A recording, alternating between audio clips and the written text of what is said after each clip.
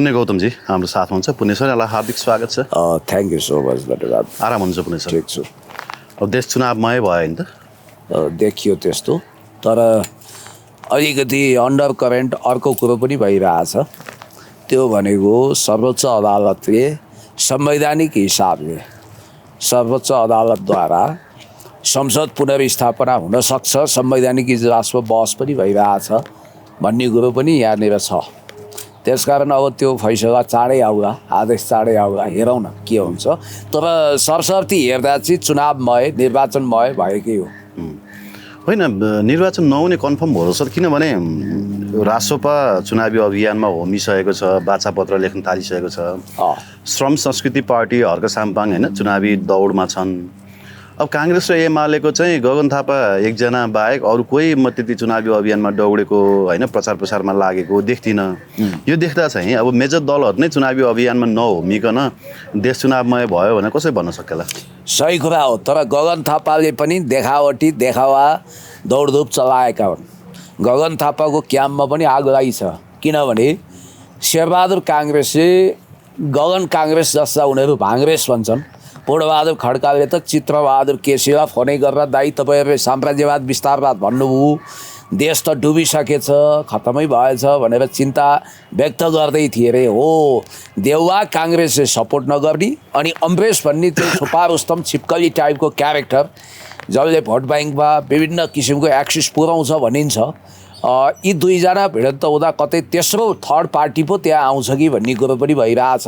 र गगन थापा जनमतको राम्रो जनमत छ अरे त्यहाँ भन्ने कुरा 40,000 त तपाईँको सङ्गठित सदस्य छन् रे जनमत पार्टी। शिवपूजन यादवको छोरी त्यहाँ उठ्या छ, हेर्नुहोस् है। शिवपूजन विविध कारणले उनी चुनावमा खडा हुन सक्दैनन्।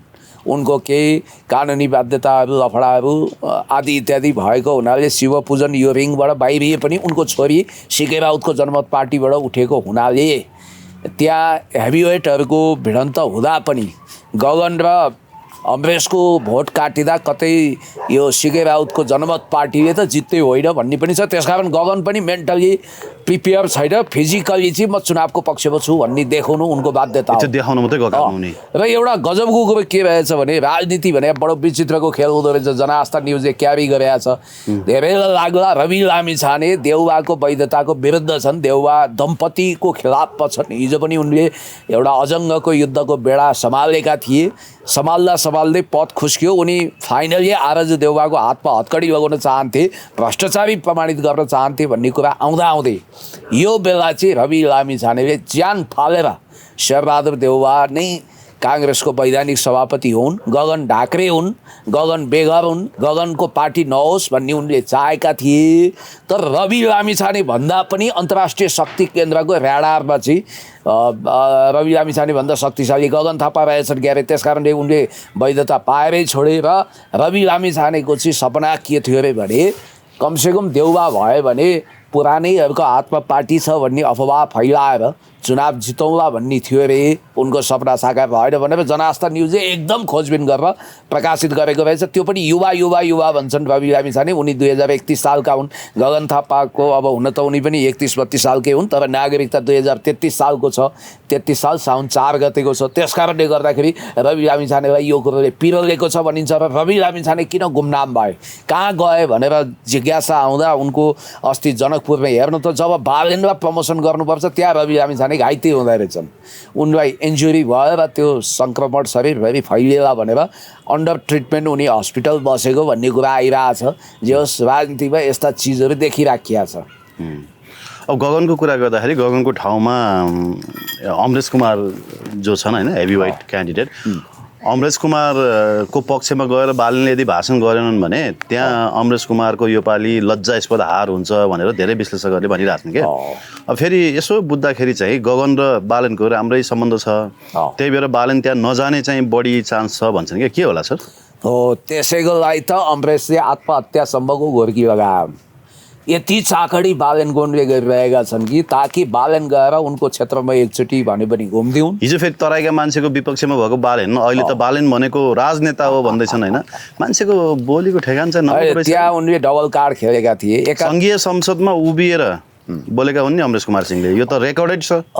बालनको विरुद्ध सङ्घीय संसदमा उभिएर बोलेका छन्, याद छ तपाईँलाई? मलाई थाहा छ। हिम्मत भए सिंहदरबार जलाऊ, रामशाह पथमा भएको सर्वोच्च जलाऊ, संसद भवन जलाऊ भनेर बोलेका बालनलाई भने जे भनेको त्यही भयो नि त आखिर। भनेपछि त्यो जलाएको भएर चाहिँ राजनेता भए। त्यही होला, उनको नजरमा त्यही होला। यो भड्काउपूर्ण भाषण गर्न यिनी 70 सालमा कैलाली पनि छिरेका थिए।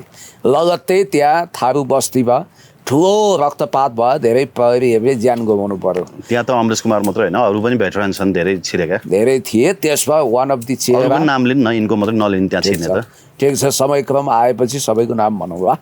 र त्यसपछि यिनले ए बालेन, नाजीवादी बालेन, तिमी के हेरेर बसेका छौ, तिमी सक्छौ, आमाको दुध पिएका छौ, हिम्मत छ भने रामशाह पथको सर्वोच्च अदालत भत्काऊ। त्यहाँ जलाऊ भनेका छैनन्, भत्काऊ भनेका छन्। उही हो कुरा, भत्काउने जलाउने भने एउटै त हो।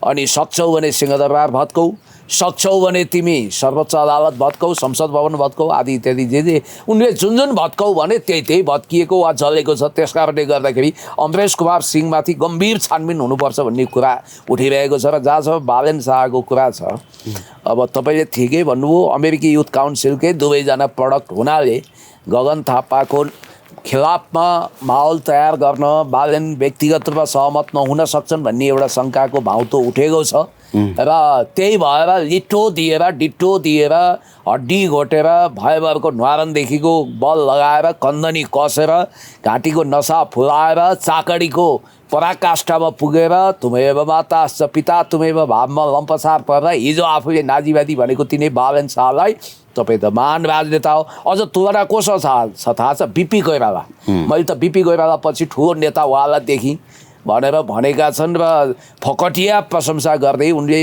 कतिसम्म बिरदावली गाएका छन् भने तपाईँ नै हो भावी प्रधानमन्त्री, तपाईँ बन्नु भएन भने मरिहाल्छु पनि भनेका छन्। याद गर्नुहोला, उनीले उहिलेका कालिदासहरू आफै रुख चढ्थे, हाँगो काट्थे, खत्रकै हुन्थे तल झरेर। अहिलेका जालीदासहरू कसैलाई रुख चढाउँछन् र फेद काटेर खत्रकै बनाइदिन्छन्। यो अमरेशको जालीदास प्रवृत्ति हो।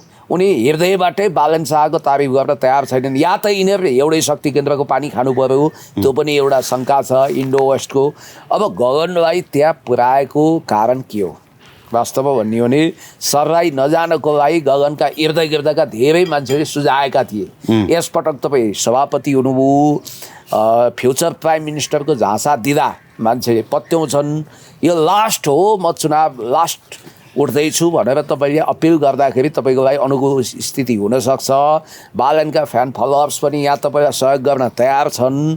तपाईँ नजानुहोस् भन्दा पनि गगन दाम्रो चुडालेर रनबन ढुले पनि थलो किलो पो फर्किनुपर्छ है भन्ने कुरा नमानेर उनी रनबन ढुलेको ढुलै गर्नको लागि मधेस झरे। र उनले आफूलाई 2055-56 सालको कृष्णप्रसाद भट्टराईसँग तुलना गरेका छन्। कृष्णप्रसाद भट्टराई काहीँ चुनाव जित्न नसके कङ्ग्रेसियाहरू मधेस झर्नुपर्छ भन्नुहुन्थ्यो अरे। त्यही सिद्धान्त फलो गरेर गए जस्तो छ। अब अस्ति तपाईँले देखिहाल्नुभयो देशमा सबभन्दा ठुलो कारहरूको काफिला कारगेट कसको भयो भन्दा यिनै गगन थापाको। बागमती पुलदेखि हरियोनसम्म पुरै कारै कार, त्यस्तो दृश्य पनि देखियो।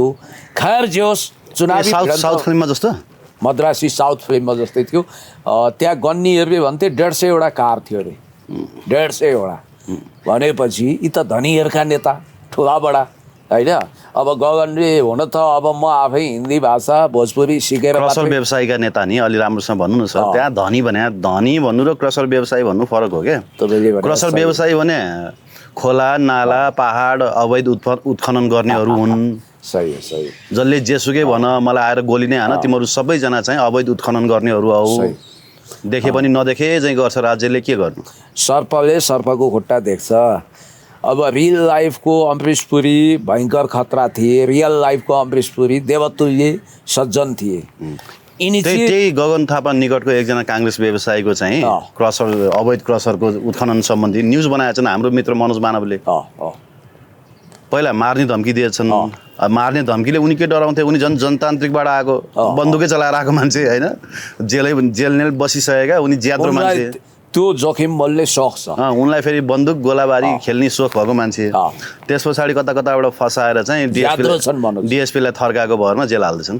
कहिले भर्खर छुटेर अहिले काठमाडौँ आएको छन्, अब केही दिनमा तल अहिले त उनी अमरेश विरुद्ध तृतीय विश्वयुद्धको घोषणा गरेर मैदानमा उत्रिसके हो र काङ्ग्रेस विरुद्ध होइन होइन होला डबल वार गर्न पनि सक्छन् यिनले अनप्रेडिक्टेबल मान्छे हुन् तर यिनले युद्धको मोर्चा खोलिसके काङ्ग्रेस विरुद्ध मनोज मानवले फेरि युद्धको मोर्चा खोले पछाडि मान्छे सकिन्छ होइन त्यस्तो पनि बुझिन्छ अब यिनको के झोक हो के रिस हो मलाई थाहा छैन जे होस् उनले गलत प्रवृत्ति विरुद्ध युद्धको बेडा उठाए मनोजीलाई धन्यवाद छ त्यसमा र जहाँसम्म मैले अघि एउटा मेटाफोरिक प्रतीकात्मक कुरा गर्दै थिएँ रियल लाइफको अमरेश पुरी भयानक राक्षस मोन्स्टार जस्तो रियल लाइफको अमरेश पुरी देवतुल्य सज्जन भला मानुस यो अमरेश कुमार सिंह भए पनि रियल लाइफमा यिनी चाहिँ अमरेश पुरी पर्दाको अमरेश पुरी जस्ता रहेछन् हो र हो नोट छाप्ने कुरा होस् या देशको महत्त्वपूर्ण सूचना विदेशीहरूलाई सप्लाई गर्ने कुरा होस्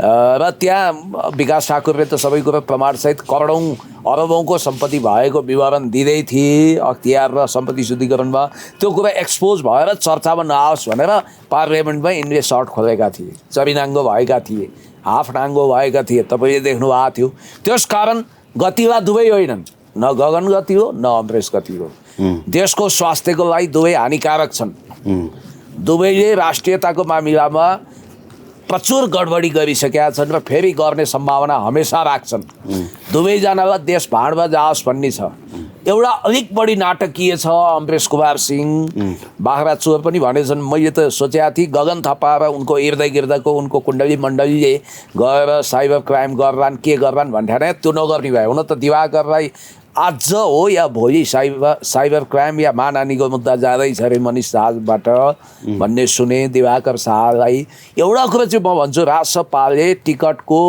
बिक्री गर्छ भन्ने कुरो धेरैले भने पैसा दिएर टिकट खरिद गर्ने मान्छे यी हुन् भनेर पनि मिडियामा आउँदा ती मान्छेले खण्डन गरेनन् तर एउटा अर्को कुरो म के पत्याउँदिनँ भने दिवाकर जस्तो व्यक्तिसँग राजसपाले पैसा माग्ने कुरो यो सम्भवै छैन पहिलो कुरो दोस्रो कुरो दिवाकर कि त दिवाकरले यो स्वीकार्नु पर्यो कि उनीसँग प्रशस्तै कालो धन छ त्यो होइन होला किनभने पैसा नभइकन त मान्छेले पैसा माग्दैन तपाईँसँग छैन भन्ने बित्तिकै लगभग थाहा हुन्छ नि त यो राज्यसँग छैन मैले के माग्नु जोगीको घरमा सन्यासी पाउन जाँदैन भने जस्तै कि त दिवाकरसँग प्रशस्त धन बटुलेको अवस्था हुनु पर्यो होइन या त दिवाकर अनि त्यसकारण उसँग मागेको हुनु पर्यो मानौँ उनकै कुरा पत्याउने भने होइन भने करोडौँ रुपियाँ मलाई मागे मैले टिकट पाइनँ भन्छन् अर्को कुरो दिवाकर शाह पनि त गलत रहेछन् नि त उनले टिकट पाइदिएको भए उनी पनि राजसभाकै लाइनमा उत्रिने रहेछन् त्यो त देखिया हो उनी चाहेर पनि राजसभा हुन नसकेको मान्छे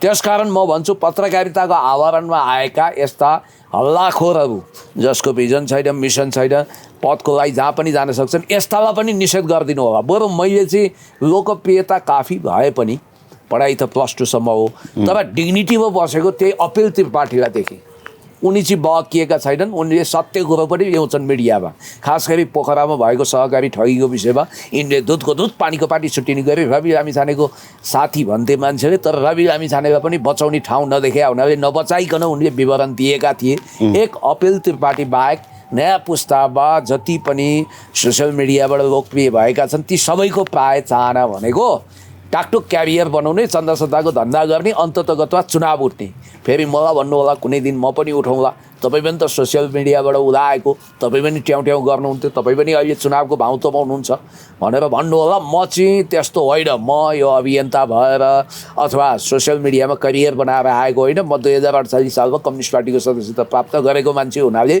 मेरो लामो राजनीतिक इतिहास छ त्यसकारण म राजनीतिकमा हिजो पनि थिएँ आज पनि छु भोलि पनि हुन्छु मात्र मोर्चा फरक हुने हो सडक हो कि संसद हो कि अथवा कहाँ हो स्थानीय सरकार हो त्यो फरक हो र तपाईँलाई यति कुरो भनौँ कि आखिर आशिका तामाङ अस्तिसम्म गाली गर्दै थिइन् होइन राजसपालाई लगाएर रगत पगाउने जेन्जी जसको जुत्तामा ताम्मे हो त्यो चाहिँ सडकमा आज जो जुत्ता कम्पनीको मालिक संसदमा कसले गरो राजसपाले भन्थिन् आफै राजसभाको टिकट लिएर गइन् अहिले त भाले रातो भाले समेत घन्टीमा भोट हाल्ने भइसक्यो के कुरा गरे समेत भालेले घन्टीमा भोट हाल्ने भइसक्यो हो भने योभन्दा रमाइलो भेलुबाजे स्तरको जोक्स केही नहुने भयो। त्यही भएर होइन मान्छेले बुझ्दो रहेछन् कि सर। हिजो एकजना बाको भिडियो हेर्दै थियौँ, उहाँले कस्तो मजाले भन्नुभयो, हामीले भनेको कुरा त बुझ्नु भएछ, मनमा जनतालाई पर्दो रहेछ क्या। तैँले बोलेर के नाप्छस् भन्नुहुन्छ कि मेरो आफ्नै बाले नि मलाई बेला बेला गाली गर्नुहुन्छ कि यसो कामसाम गर्नु, बरु घर खेतमा हलो जोत्नु, यो क्यामेरा बोकेर यो बोल्दै हिँडेर केही हुँदैन हेर केटा भन्नुहुन्छ कि, गाली गर्नुहुन्छ कि मलाई। अनेस्टली तपाईँले मेरो बाला भेट्नु भएको छैन होला, अरू धेरै साथीहरूले भेटिसक्नु भएको छ। मन छ मलाई। तपाईँ जतिको सुयोग्य देशभक्त छोरालाई जन्म दिने तपाईँको बा कस्तो हुनुहुन्छ, एकचोटि भेटेर चिया खान मन छ। मौका मिल्यो। एकजना बाले सायद क्षेत्र नम्बर 5 होला, झापा क्षेत्र नम्बर 5 के, उहाँले के भन्नुभयो नि, फलानुको छोरालाई सांसद बनाउन, त्यही बिचौलियाको छोरालाई सांसद बनाउन, त्यही धनाढ्यहरूलाई नवधनाढ्यहरूलाई सांसद बनाउनको लागि म घन्टीमा भोट हालौँ। कस्तो राम्रो कुरा। घन्टीको उम्मेदवार भोट माग्नु गएको ठाउँमा मुखैमा भनिदिए क्या, मुखैमा भनिदिए। ठिक गरे।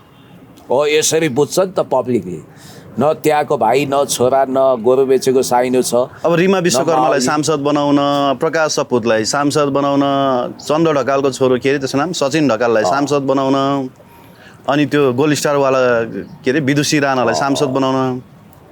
होइन यो त त्यो भन्दा त बरु हर्क साम्बाङले उठाएका क्यान्डिडेट त सबै भुइँ तहकै रहेछन् नि, कोही छन् त त्यस्तो एलिटहरू।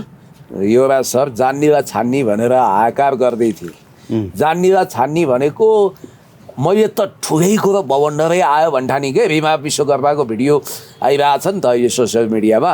ओहो यी त टेलिभिजनमा पनि सेलिब्रेटी भए कि, राम्रै होस्टिङ पनि गर्थिन्, केपी बा आई लभ यु भनेर पनि पुगेका थिइन् बालकोटमा, बालकोटको किचनभित्रै जहाँ हामी पनि छिर्न पाएको छैनौँ हाम्रै नेता भए पनि। ओहो ज्यादै गम्भीर कुरा गरिन्।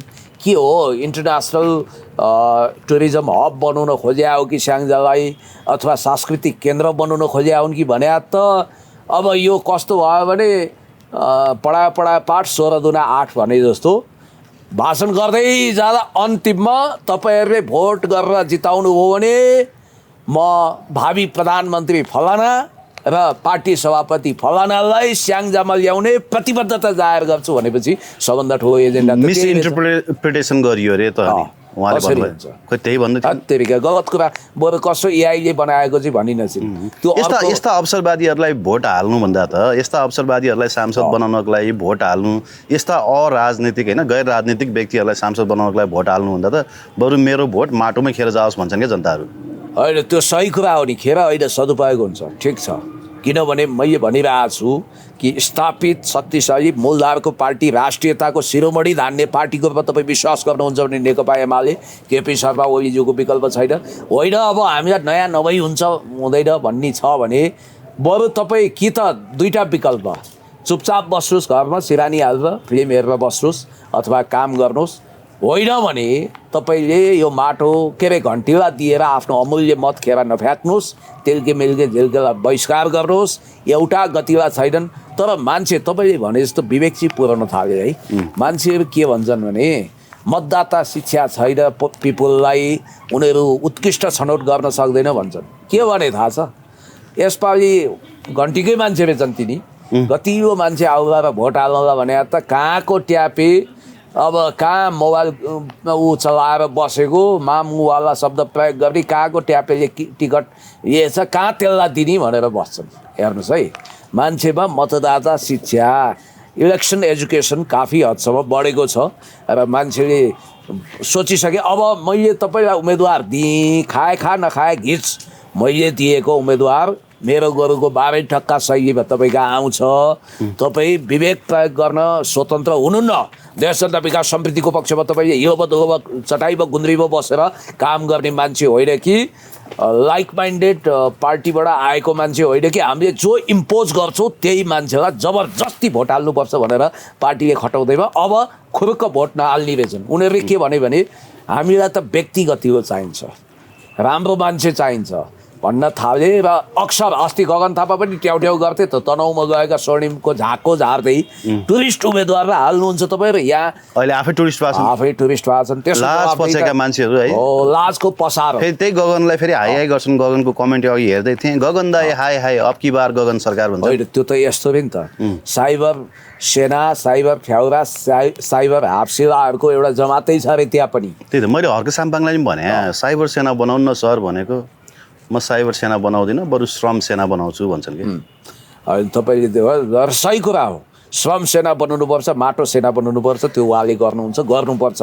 किनभने देश विकास गर्ने भनेको साइबर हापसेवा फ्याउरा वा स्यालले होइन र अर्को कुरो चाहिँ तपाईँको के छ भने अस्ति उहाँले एउटा स्टाटस लेख्नुभयो के गर्नुहुन्छ अरे उहाँ भने कहिलेकाहीँ रातको 1 बजे अब त्यही त हो काम गरेर दिउँसभरि फुर्सद हुँदैन राति 1 बजे ट्याक्क एउटा स्ट्याटस पोस्ट गरे अरे तल भर 200 comment Harka is mental Balen is gentle भन्दै आयो अरे के एकैछिनमा भनेपछि एक दिन त सुरुको दिन त जुन दिन केपी ओलीकोमा आयो नि नो ओली ओन्ली बालन भनेर आयो त्यो दिन हर्कको कमेन्टमा पनि सेम त्यही छ क्या अहिले फेरि त्यो ट्रेन्ड ठ्याक्कै रोकिया छ अहिले छैन फेरि यदि त्यो मान्छेले स्वतस्फूर्त गरेको हुन्थ्यो भने नि यदि कोही मान्छेले अब यति कुरा भन्दाखेरि मान्छेले हामीलाई आलोचना गर्यो बालनको रिस गर्यो भन्छन् यदि कुनै पनि जनताले स्वतस्फूर्त त्यो कमेन्ट गरेको भए त्यो कमेन्टको ट्रेन्डलाई आजसम्म जारी राख्थ्यो आजसम्म जारी राख्थ्यो कि तर अहिले छैन फेरि त्यो भनेपछि त्यो चाहिँ वार बग इफेक्ट जस्तो रहेछ कि एकदम सही कुरो भन्नु हो वार रुम बनाएकै छन् अब फेरि नयाँ तरिकाले आउला नि यो मोडिफाई हुने हो रोकिँदैन यो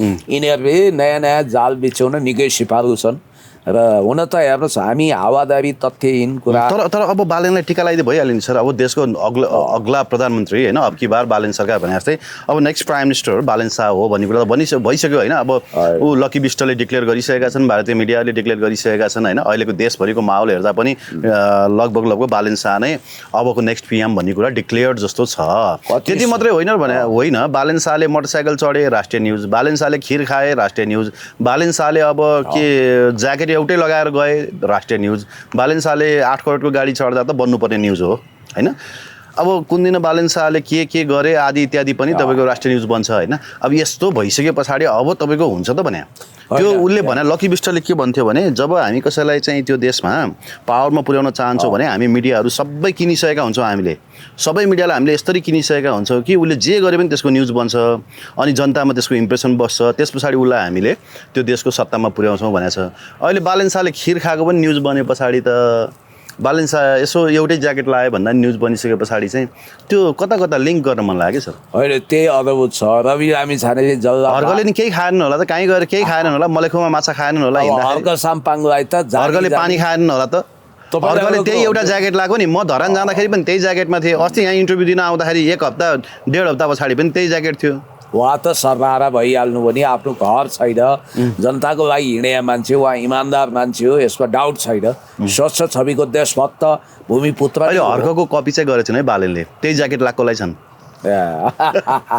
नत्र उनी त सुट प्यान्टमा झापा पुगेका थिए हुन त अहिले जाडो मौसममा गएर होला तर जाडो मौसममा पनि ज्याकेट चाहिँ त्यही टेरेक्स भन्ने रहेछ कि यस्तो छ अब तपाईँसँग 10-12 वटा ज्याकेट छ होइन मसँग 5-6 वटा म जस्तो गरिब मान्छेसँग छ उनीसँग पनि ज्याकेट 2-4 वटा त होला अब हर्क साम्पाङज्यूको फेसबुक पेजै उडाइदिन हेर्नुहोस् है उहाँलाई सोसियल नेटवर्किङ साइटबाट शून्य बनाउनको लागि अहिले ठुलो षड्यन्त्र छ उनीहरूले यो प्रयत्न गरिरहेछन् कि हर्क साम्पाङको फेसबुक सञ्जालमै अट्याक गर्ने टिकटकमै अट्याक गर्ने कोसिस गरिरहेछन् अब यसले पनि रोकिँदैन किनभने जनताले त कुरो बुझिसकेका छन् को हिरो हो को जिरो हो को महिषासुर हो को कृष्ण हो भन्ने कुरो बुझिसकेका छन् त्यसकारण अब अर्को कुरो चाहिँ के रहेछ भने तपाईँले भन्नुभयो नि यो डिजाइन भनेको भारतले अमेरिकाबाट साम्राज्यवादीबाट पश्चिमाबाट सिकेको हो त्यसलाई चाहिँ पर्सनालिटीलाई ब्रान्डिङ गर्ने भन्छन् उसको देवत्वकरण सुरु हुन्छ जो मान्छेलाई शक्तिमा पुर्याउनु छ लाली पाउडर लगाइन्छ होइन डेन्टिङ पेन्टिङ गरिन्छ उसका बिरुदावली गाइन्छ हनुमान चालिसा जपिन्छ उसको देवत्वकरण सुरु हुन्छ उसलाई इभिल छ भने पनि डेभिल छ भने पनि इभिल छ भने पनि उसलाई एकदमै बेस्ट पर्सनको रूपमा उभ्याइन्छ उसलाई देवदूत मुक्तिदाता बनाइन्छ र जादुको छडी घुमाउने पिसी सरकारभन्दा पनि शक्तिशाली व्यक्तिको रूपमा हेरिन्छ र त्यस्तो उसको छवि निर्माण गरेर कस्मेटिक छवि निर्माण गरेर प्लास्टिक सर्जरी लगाइदिएर उसलाई वास्तवमै अब यो देशको नयाँ क्रान्तिदाता मुक्तिदाता भनेर उसको छवि बनाइन्छ अब जो मान्छे देशभक्त छ इमान्दार छ सज्जन छ उसको चाहिँ नचाहिँदा कुराहरू भए नभएका कुराहरूलाई उरल धुरल गरेर उसलाई नष्ट भ्रष्ट गर्ने कोसिस गरिन्छ, उसको अनुहारलाई विकृत बनाइन्छ, नचाहिँदो हिलो छ्यापिन्छ र लक्की बिष्टले सायद त्यही भनेका हुन्। बालेन शाहलाई सिँगार पटार गरेर ल्याइसके र याद गर्नु होला हिजो रवि लामिछानेले जसलाई 12 भाइ भनेर एक्सपोज गरे नि, हो तिनै 12 भाइ अहिले उहाँहरूको पक्षमा छ, बालेनको पक्षमा छ, उहाँहरूकै पक्षमा छ।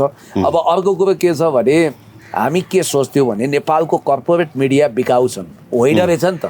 सोसियल मिडिया कर्पोरेट मिडिया अलि महँगोमा बिक्छन् होला, सोसियल मिडिया त कौडीमा बेच्नको लागि तयार भएछन् धेरै जसो युट्युबहरू। सोसियल मिडियावालाहरू पनि होइन दौडा छन् कता पैसा पाइन्छ त्यतै क्या, तर यसो देशभक्त को हो होइन, यो देशको लागि साँच्चै राम्रो को हो भन्ने कुरा चाहिँ उनीहरू छान्न नसक्छ। यो चुनाव त उनीहरूलाई दसैँ जस्तो भएको छ। दसैँमा कताबाट मालपानी आउँछ, एउटा मालपानीको गाडी चढ्ने अर्को मालपानी खोज्दै हिँड्ने हो। यो तपाईँलाई एउटा कुरा थाहा छ, ठेकदार भ्रष्ट कर्मचारीहरूले ठेकदारसँग पैसा उठाउने बेला भनेको असार साउन हो। त्यो बेलामा ठेकदारले पैसा बुझेको हुन्छ र पोको बुझेर जान्छ, अथवा दसैँ तिहार जस्तो।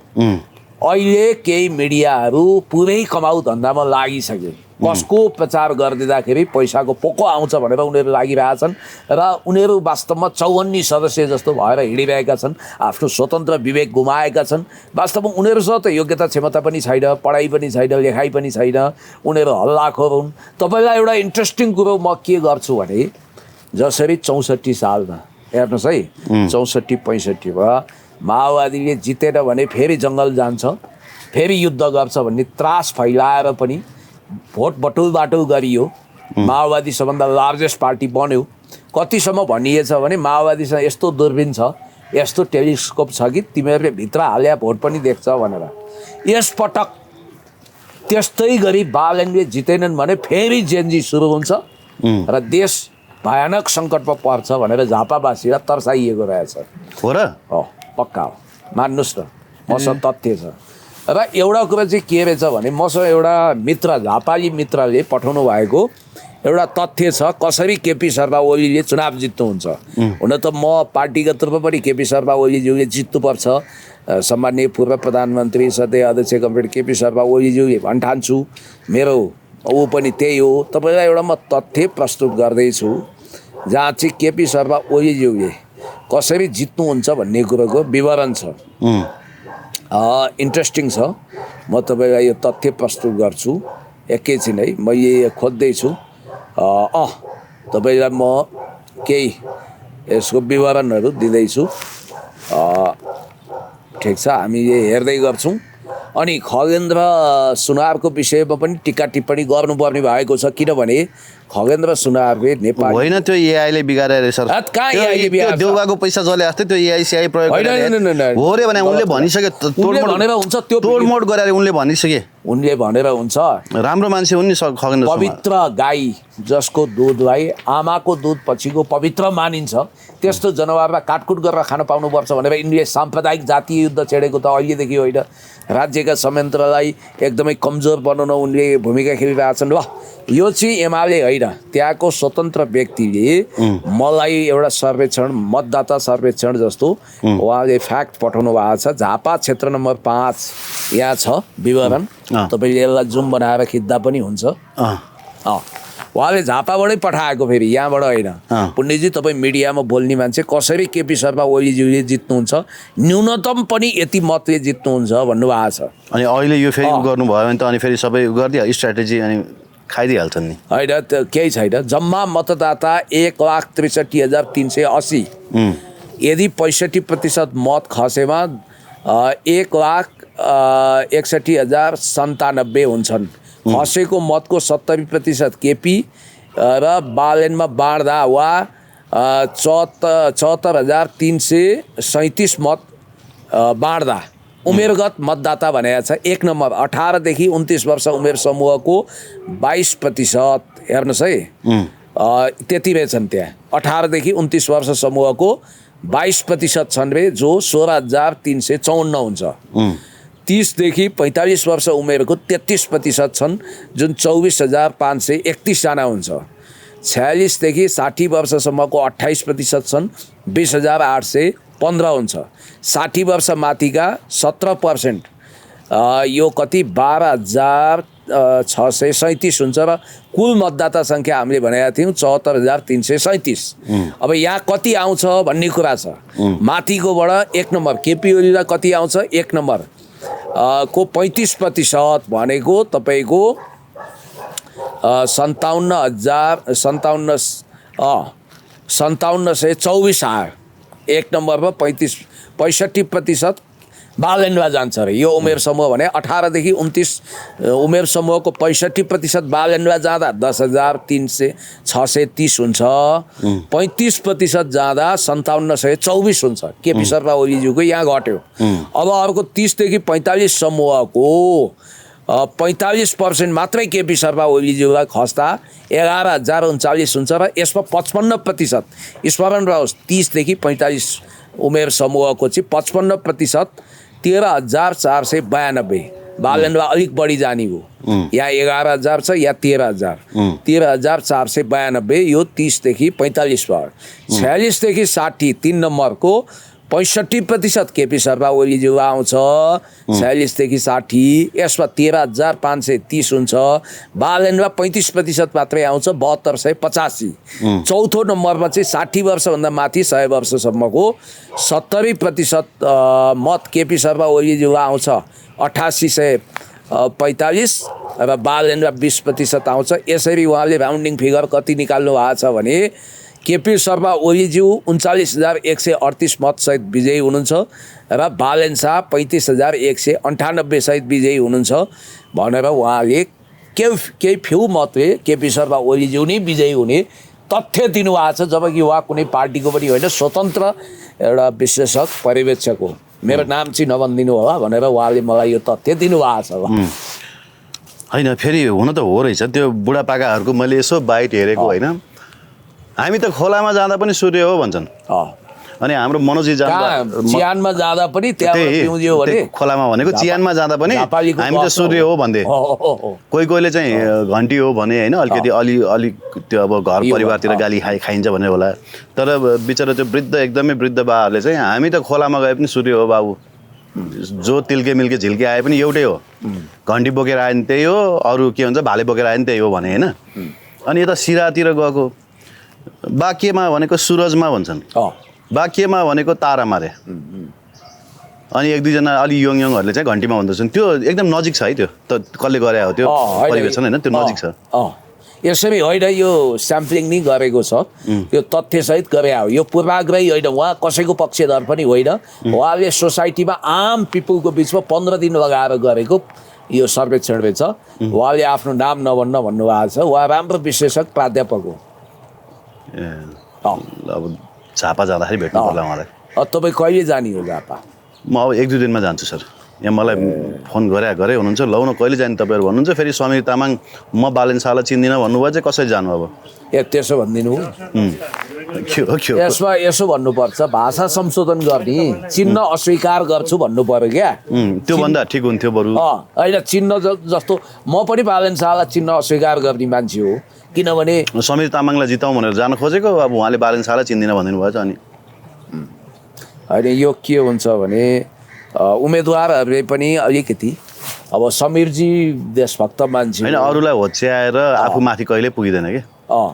यो चाहिँ बुझ्नुपर्छ। अरूको भन्दा राम्रो भिजन दिएर जनताको आँखामा बस्न सक्यो भने भोट दिने हो। अरूलाई होच्याएर घोचेर होइन। आफू मदन भण्डारीलाई चिन्दिनँ भनेर हर्क साम्पाङजीले भन्नुभएको थियो अस्ति मेरो इन्टरभ्यू भन्नुभयो, तपाईँको इन्टरभ्यूमा। यसपछि मेरो कुरा के छ भने जननेता मदन भण्डारी भनेको नेपालको राजनीतिक इतिहासको त्यो महान सपुत हो जसले राष्ट्रियताको पक्षमा धरोखर उत्रिँदा आफ्नो जीवनै गुमाउनु पर्यो। उहाँलाई प्रधानमन्त्रीको मोह थिएन, राष्ट्रपतिको मोह थिएन, त्यो भएर आफ्नो जीवनै नौछावर गर्नु हो। हामीले महान सपुत मान्नुपर्छ। जस्तो बिपीसँग पनि मेरा कयौँ असहमति छन्। जस्तो हर्क साम्पाङज्यूले आइडियोलोजिकल डिबेट गर्न खोज्नुभयो, त्यो ठिक छ। कम्युनिस्टहरू तानाशाही त होइनन्, दुनियाँमा सबभन्दा बढी लोकतान्त्रिक कम्युनिस्टै हुन्छ भनेर लेनिन माओले भन्नुभएको छ। र यहाँ त राष्ट्रियकृत कम्युनिस्टहरूको परिभाषा बिगारेको एकतन्त्रीय तानाशाह होइन। प्रोलेटरिएट डिक्टेटरसिप भनेको एकतन्त्रीय तानाशाही होइन, सरकार वर्गको अधिनायकत्व हो। यसरी हामीले बुझ्नु पर्यो। अब अर्को एउटा चाहिँ डिबेटको विषय छ नि, अब यो राष्ट्रिय बहसको विषय जुन उठेको छ प्रधानमन्त्रीका क्यान्डिडेटहरूको लागि बालन शाहले त्यसलाई डिक्लाइन गर्नुभयो र केपी ओलीको स्ट्याटसमा हत्याराको ट्याग लगाइदिनु भयो। हुन त केपी ओलीले पनि त्यहाँ देश जलाउने र देश बनाउने बिचको डिबेटमा म सहभागी हुन तयार छु भने होइन। अब यसले एउटा बहस सिर्जना के गरेको छ भने केपी ओलीले मैले गोली चलाउने आदेश दिएको होइन भनेर स्ट्याटस पनि लेख्नु भएछ होइन। अब यहाँ केही स्वघोषित अभियन्ता होइन स्वघोषित बौलाहरूले चाहिँ पहिला गोली चल्यायो देश जल्यायो त्यही भएर हामीलाई जलाउने भन्ने हो भने तिमी पनि हत्यारा हो भनिरहेछन्। केपी ओलीले मैले आदेश दिएको होइन भनिरहेछन्।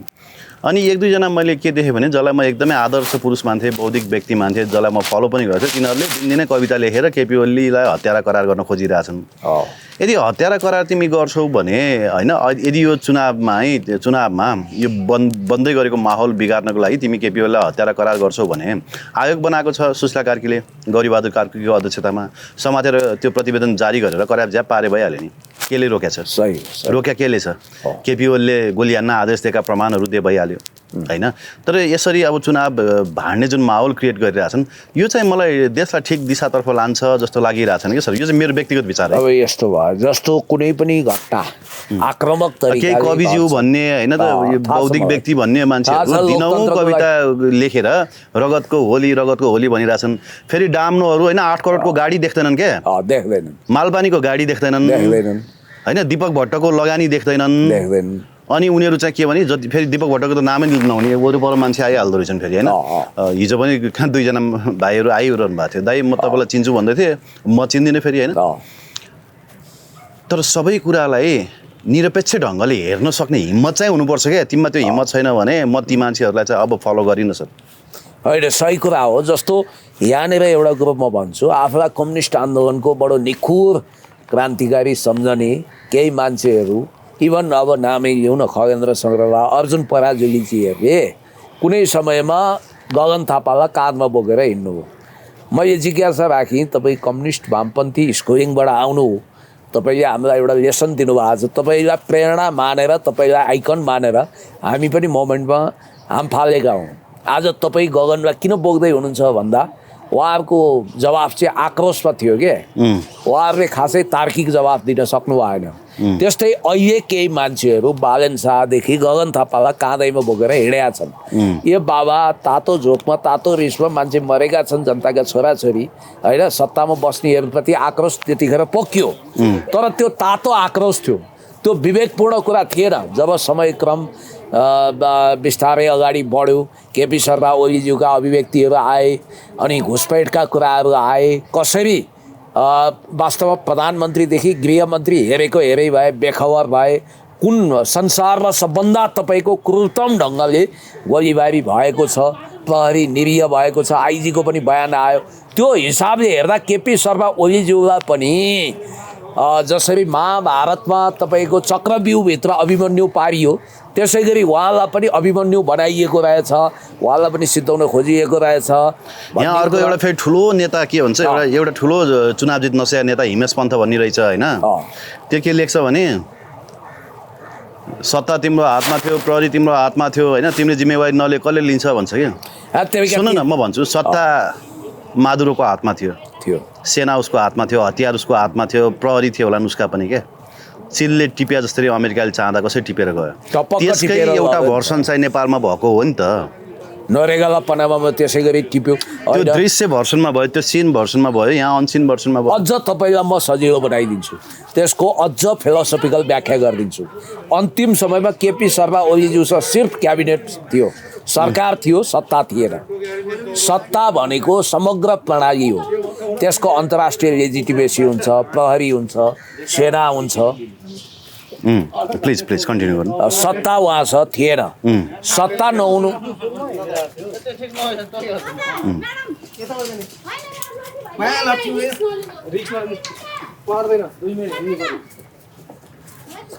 सत्ता नहुनुको कारणले उहाँसँग केही थिएन, हातखुट्टा बाँधिया थियो, उहाँको आदेश राज्यले तामेल गर्दैन थियो, उहाँको वास्तवमा पछिल्लो हैसियत त निकै निरीह बनाइएको थियो। त्यस्तो प्रधानमन्त्री जसले आधिकारिक निकाय गोली कुनै पनि आन्दोलनमा गोली बर्साउने, घोडामुनि हान्ने कि के गर्ने भन्ने यो अप्रिय आदेश दिने काम पनि कि सिडिओको हुन्छ कि त तपाईँको गृह मन्त्रालयको शान्ति सुरक्षा शाखाको हुन्छ यिनीहरूले तपाईँ एउटा कुरा याद गर्नु होइन मोरल अब्लिगेसनमा त केपी ओली बस्नुपर्छ भन्ने कुरा म पहिलेदेखि नै छु तर के भने कि त प्रमाण लिएर आऊ उनले फोन गरेको उनले लिखित आदेश दिएको अनि यो गौरीबहादुर कार्कीको आयोगले प्रतिवेदन जारी गरेर जेल हाल नत्र पनि सामाजिक सञ्जालमा यो हिमेश पन्थहरू जस्ता के हुन नसक्ने नेताहरूको यो रोइलो किन अनि त्यो अर्को के छन् होइन के अहिले कमेडियनहरूलाई राजनीतिक थाहा हुँदैन बेचरा होइन यो पराजुलीहरू त के कमेडियन हो र होइन यिनीहरू पनि बौद्धिक भनिएका मान्छे जनतालाई शिक्षा दिने मान्छे अनि के शिक्षा दिला त भनिए पनि कि त त्यो प्रतिवेदन जारी गरेर जेल हाल्न पर्यो हो होइन भने यो रोइलो किन त होइन सुन्नु न यिनीहरूले सकेको भयो नि सर कानुन त केपी शर्मा ओलीज्यूलाई सकेको भयो उहिले थुन्थे नसकेर हो किनभने यो क्याबिनेटमा त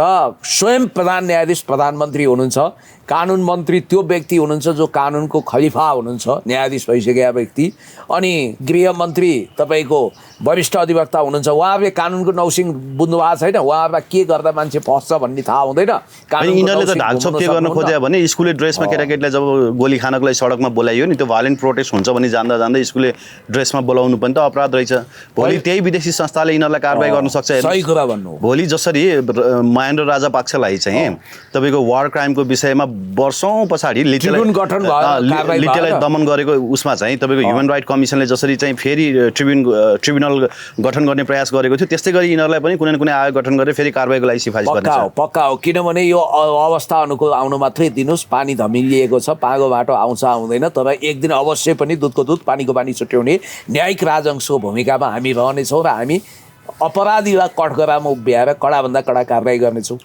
प्राकृतिक न्यायको सिद्धान्तले के भन्छ भने नि अपराधको परिकल्पना गर्नु नि अपराधको पहिलो पाइला हो प्रथम पाइला त अपराधको परिकल्पनाबाट सुरु हुन्छ जस्तो सिंहदरबार जगाउने स्क्रिप्ट बालेनले लेखे अपराधको पहिलो परिकल्पना हो नि ए साँच्चै तपाईँले बुझ्नुभयो त्यो अनि प्रेजेन्टेसन त 2 वर्ष अगाडिदेखि दिइरहेका थिए भन्ने कुरा डाक्टर विजय मिश्रले भन्नुभएको थियो अहिले त एउटा जेनजीले पनि बोल्यो नि अनि त्यो अस्ति कमेन्ट पनि आएको थियो धेरैजनाले हो हामीले पनि त्यो प्रेजेन्टेसन हेरेका थियौँ अरे यसरी आन्दोलन गर्ने यसरी चाहिँ तपाईँको सत्ताच्युत गर्ने केपी ओलीलाई भनेर 2 वर्ष अगाडिदेखि नै तपाईँको सुरु भएको थियो अरे तपाईँलाई भनिदिउँ अमरेश कुमार सिंह निकोलस भुसाल सुदन गुरुङ बालेन शाह यी सबैलाई छानबिनको दायरामा ल्याएर नार्को टेस्ट गर्ने भन्छ नि त्यो सहित यिनीहरूको लाइभ डिटेक्टिभ टेस्ट गर्यो भने सबै कुरा आउँछ तपाईँलाई म भन्छु निकोलस भुसालको मैले नाम किन लिएको भने उनको भिडियोलाई मान्छेले फन्टुस भनेर उडाउँछन् 1 वर्ष अगाडि उनको एउटा भिडियो आएको छ त्यहाँ उनले अलिकति हावादारी कुरा गरेका त छन् हामीलाई इन्डियन एम्बेसीले जम्मै हतियार दिन्छ सबै गर्छ हामीले हेर्नु होला भदौभित्र नि हामी सब सखाप गरिदिन्छौँ दसैँ टेक्नै पाउँदैन केपी शर्मा ओलीको सरकार हामी सिद्ध्याइदिन्छौँ हामी मान्छे मार्छौँ आदि इत्यादि भनेर उनले भनेका छन् याद गर्नुहोस् निकोलस भुसालले भिडियो नि छ तपाईँको मसँग थियो त्यो भिडियो होइन कता छ त्यो मलाई पठाइदिनु न यसमा हालिदिन्छु म होइन तपाईँलाई म पठाउनु पनि सक्छु त्यो खोजेर भनेपछि यो स्क्रिप्ट त उहिलेदेखि तयार छ अमरेश कुमार सिंहले ल यो गर ऊ गर भन्ने भाषामा उक्साइरहेछन् यी सबै माथि अनुसन्धान हुनुपर्छ र प्रकारान्तरले गगन थापा पनि कहीँ न कहीँ पानीमाथिको ओभानो बन्न सक्दैनन् भन्ने कुरो तथ्यहरूले देखाएको छ र देश पुरै लुसिफरहरूको कब्जामा लानको लागि यो प्रपञ्च भएको हो र केपी शर्मा ओलीज्यूलाई विवश बनाइयो उहाँलाई हेरेको हेरै बनाइयो यसो म नेचर विचार गर्छु केपी शर्मा ओलीज्यू भनेको हत्या र दमनको लागि आदेश दिने व्यक्ति चाहिँ पक्कै पनि होइन क्या किनभने त्यो के हो यदि त्यो कुरामा चाहिँ बालेन अझै पनि उनलाई हत्यारा करार गर्छन् भने हत्यारासँग चुनाव पनि किन लडिरहेछन् अनि कुन नैतिकताले लडिरहेछन् अनि केपी ओलीहरू र एमाले पनि के बुझ्नुपर्छ भने हत्याराको ट्याग लगाएर यदि चुनाव गराइन्छ भने त्यो चुनावमा चाहिँ भाग लिनु हुँदैन एमाले मलाई लाग्छ दे सुड विथड्र होइन अब परिस्थिति के आउँछ जस्तोसुकै परिस्थिति होस् आन्दोलनको लागि तयार पनि हुनुपर्छ भन्ने कुरो छ र एउटा कुरो चाहिँ देश अनन्त होइन कि त यिनीहरूले त्यो प्रतिवेदन जारी गरेर जेल हाल्न सक्नु पर्यो हो होइन भने यसरी त हुँदैन नि त यो त चुनाव सही माहौलले हुँदैन भोलि हानाहान हुन्छ यहाँ झन् ठुलो विध्वंस हुने देखेँ मैले देश निर्वाचनमा हुन्छ सबै मान्छे सडकमा हुन्छन् अनि सबै ठाउँमा तपाईँको विध्वंस भयो भने के हुन्छ सर कति ज्यान जान्छ फेरि पनि त्यही भएर आखिर एकपटक भू राजनीतिक परिस्थितिले बाध्य बनाएमा देश विघटन हुने अवस्था आएमा देश युगोस्लाभिया जस्तो टुक्रा टुक्रा हुने अवस्था आएमा देशको राष्ट्रियता पुरै सखाप हुने अवस्था आएमा जननेता मदन भण्डारीको त्यो डक्ट्रिनमा जानुपर्छ पूर्णबहादुर तपाईँलाई एउटा कुरो भन्छु, सिद्धान्तले भू राजनीति जन्माउँछ, भू राजनीतिले सिद्धान्त जन्माउँदैन भनेर डेमोक्रेटिक पिपल्स रिपब्लिक अफ कोरियाको विषयमा रबर्ट डी कप्लानले मनसुनमा ठिकै भनेका छन्। आफ्नो सुप्रसिद्ध कृति मनसुनमा जुचे विचारधाराको सम्बन्धमा राम्रो इन्टरप्रिटेसन गरेका छन्। हामी सिद्धान्त त समाजवादी गणतन्त्रवादी भए पनि असामान्य स्थिति आयो भने तपाईँले एउटा कुरा चाहिँ नोटिस गर्नुभयो होला, पछिल्लो केही समय असल देशभक्तहरू एक ठाउँमा ध्रुवीकृत हुँदैछन् र यो लुसिफरवादी प्रवृत्तिको धजिया उडाउँदैछन्, भण्डाफोर गरेर राष्ट्रियताको स्कुलिङ पनि दिँदैछन्। युवाहरू बोल्न थाल्यो। युवाहरू बोलिरहेछन् र राजा ज्ञानेन्द्रलाई गएर पूर्णबहादुर खड्काले सुटुक्क भेटेको भन्ने कुरो पनि कता कता आइरहेछ यो बिचमा। र जसरी च्याङ्काई सेकले यो मान्छे गलत छ, प्रतिक्रियावादी छ, भ्रष्ट छ, सबै थाहा छ, तर साम्राज्यवादीबाट चीनलाई जोगाउनु छ भने च्याङ्काई सेकसँग गला जोड्नुपर्छ भनेर जसरी 1945 मा कठोर फैसला लिएका थिए, 44-45 मा, त्यसले चीनलाई अन्ततगत जोगाए पनि र विकासको एउटा फाउन्डेसनमा लग्यो। त्यसै गरी भोलि देशभन्दा ठुलो कुरो कुनै तन्त्रवाद होइन, यो देशको भू राजनीतिक संरक्षण गर्न र देशको राष्ट्रियता बलियो बनाउन। भोलि एक हिसाबले भन्नुपर्दा राजालाई स्पेस दिने गरी नयाँ कोर्स पनि अगाडि बढ्न सक्छ है, किनभने सधैँभरि राजनीतिक एउटै लिगमा हिँड्न सक्दैन।